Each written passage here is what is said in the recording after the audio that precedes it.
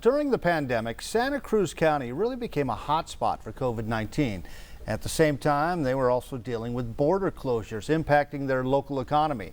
News 4 Tucson's Danelle Confair tells us tonight how the city of Nogales is working to combat the virus and stay afloat economically. The city of Nogales, a former hotspot for COVID-19, is now seeing a steady decrease in COVID-19 cases. City officials say that could be the result of a mass proclamation. Prior to that, the city standing out in the state for a high percentage of positive COVID tests. We spoke with Santa Cruz County Health Department epidemiologist Fernando Silvas and asked him about the high numbers. Some of those higher percentage rates may have been because it was so strict down here as far as who got tested, because the availability of kits wasn't quite there, and you had to meet certain criteria and symptoms. So it wasn't mass testing. It was very specific.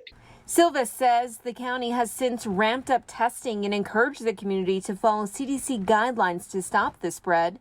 We are doing more outreach efforts, talking to some of the produce industries to try and see what they need from us as they ramp up for the produce season. Produce season is a big money maker for the city and helps employ a lot of people. Nogales Mayor Arturo Garino says his office will be meeting with produce industry officials within the next week to help them safely prepare for the upcoming season.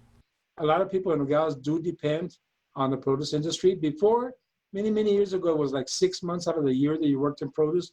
Now they're working almost 10 months. With international borders closed to non-essential workers, the city also braced for a hard economic impact.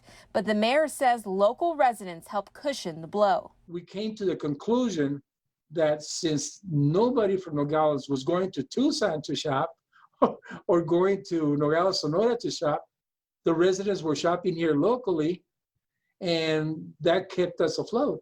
So our numbers are not that bad. While several businesses in the border city remain closed, Mayor Garino says he hopes the city's numbers can continue to decline so they can eventually open everything back up.